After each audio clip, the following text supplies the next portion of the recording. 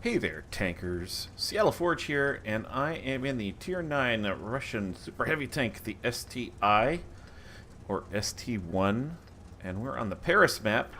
It's STI, I think. I think it's STI.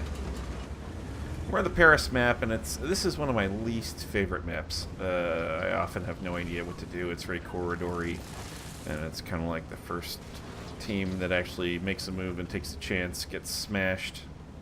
So it's very campy, and I hate it. But there is a role for heavy tanks on this map, and I'm going there. And I got that new French Tier 9 heavy tank up ahead of me. It's kind of good looking, isn't it? Not bad. Anyway, I'm heading over to this corner, which is what I know I'm supposed to do, and I'm not going to go down on the dip because I know I have a pretty strong turret, but my hull is less so. Not weak, but less tough. And I'm hoping I can get a peek on a... Fuck! Ugh! E75 butthole. I mean, it's not bad that he went there. It's just that, you know, finally the guys come into view and dart across, and I'm staring at his ass. But the E75 and the M451, the AMX, are pounding away there at the 705 and the STI, my opposing number over there, who happens to look like he's a pretty good player. 705 is a tank I haven't seen a whole lot of, introduced new in 922. Hoping to get a shot on this T10. Thank you! Thank you for pointing your pike nose perpendicular to my gun. Thank you. And the STI took a shot at me as well, which I bounced. T10 puts one into my tracks, and this Motion, he wants in here. Hey, Tiger misses me. And my tracks do a lot of work here. So I'm going to let the Motion be here. And I guess I can side scrape off him. I wasn't liking this arrangement at first. And there's a few moments when I don't like it. But it actually ends up working out pretty well. Put one in the Jagdtiger's face with my standard AP. This gun is pretty powerful. I think that the average alpha is 440. Drift's a little high there. The gun is not accurate. It's got decent penetration. With its AP rounds, you know, at least against old meta tanks. You can find weak spots like a flattened Jagdtiger turret that you're shooting down on, or get him in the roof. Yes, a low roll, but that's okay. That's okay. We did 500 to him earlier. All right, so I'm side scraping off this Motion, and I'm hoping another one drifts a little high, I think. So I don't get that flat side of the pike nose. Got a 257 on my left. T10 puts one into my... Well, that's armor. That tracks. And the T10's loaded heat, which is great. Oh, I really hoped to get the side of that Jagdtiger, but it was not to be. Gun is not the most accurate. And of course, it wasn't fully aimed. I was just hoping the hand of Stalin would guide it towards Hitler's evil heart.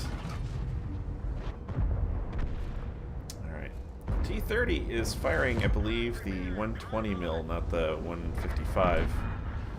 I get a nice bounce on the Jagdtiger shot. The T30, I'm able to sink one into his hull, and he bounces one off me. 400 alpha, yeah, that's the 120. Not the Big Daddy T30 gun. So I have to be much more careful of his rate of fire, but it also means he's going to have to come out more often. That was a terrible shot, and it still managed to go in. I guess shooting down at him helped.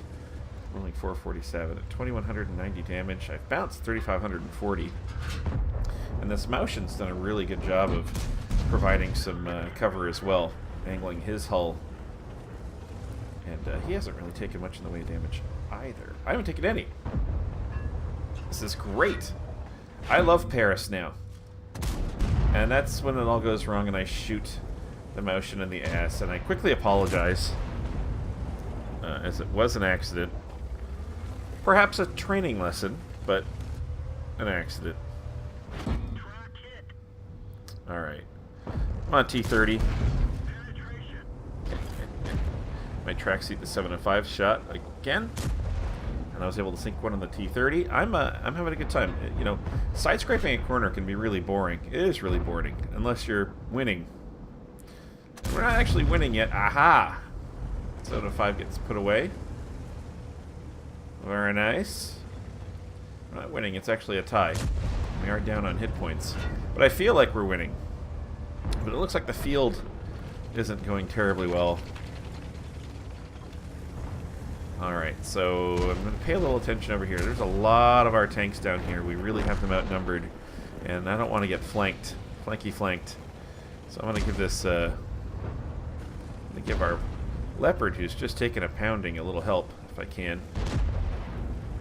Just trying to make sure nobody got on our right as I pull out here. And the Emil.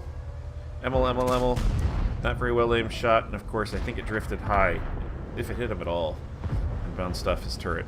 I think it did. Not sure there. But I'll side scrape with you, Emil. I'll side scrape. Come on. Come on. No, he's going away. Alright, and the 263 has a side to me, and he's roofless, so I'm able to pop a shot into that general area and put him away, and I'm hoping to get the last shot here and get a kill. Hopefully get a kill. No. No kill for you. Whew. Alright, now, I didn't take into consideration that things may have moved on since the last time I looked around this corner. Look at that beautiful Citroen. I can always tell the Duchevaux grill or emblem. I like Citroens. They make a lot of weird cars, but they're weird good for the most part. Lucky shot on that Patton. It was, this thing is no sniper. Oh, and I lost a track to an Emil. And he pops another one into the dirt. I'm lucky there. Oh, the Patton bounces one off me. That was equally lucky. Alright, I'm going to push this Emil. Oh, T10. T10. I miss. Not a surprise. I'm on the move with an inaccurate gun. And I believe that was, that was the Maushin came around and finished the T10. So that's great. We don't actually have a whole lot of time. So I'm pretty much going to be on the move for the rest of this game. And the Maushin and the AMX have both had really good games. Oh, that was lucky. That was a lucky shot. Put the Patton away.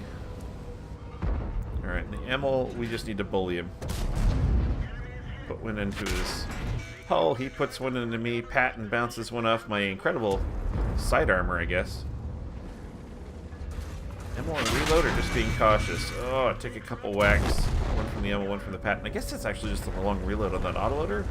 Maybe he has a... maybe his crew's hurt. It seemed a little long. And unfortunately, I'm opening myself up to the Conway as well as the Patton.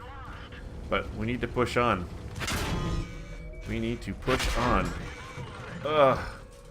After doing really well with my armor, that was the luckiest shot in the world. After doing really well with my armor, pushing up that street proved far too much, taking a lot of side damage, etc. But this one's in the bag. The AMX goes on to get his Pascucci's medal and finish up on the artillery.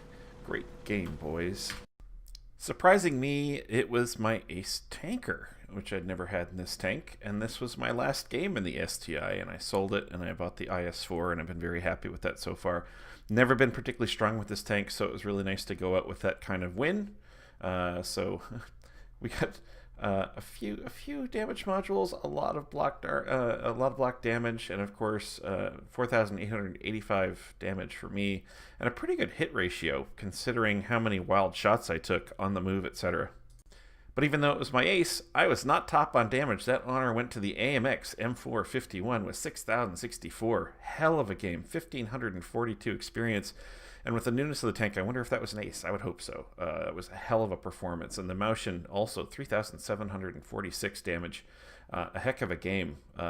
Really worked that corner like a boss. Nearly 6k damage blocked. Once again, it's kind of surprised by the accuracy of the gun performance in that. I guess I just got lucky on the RNG. But the thing that really shocked me was the profit. 70,750 credits is really fantastic. And I caused damage to allies. I lost 8,531 for that. So this tank was really efficient on the old credit burning. And I think I only fired AP in that game. So that's how you do it, kids. That's how you make a profit in Tier 9.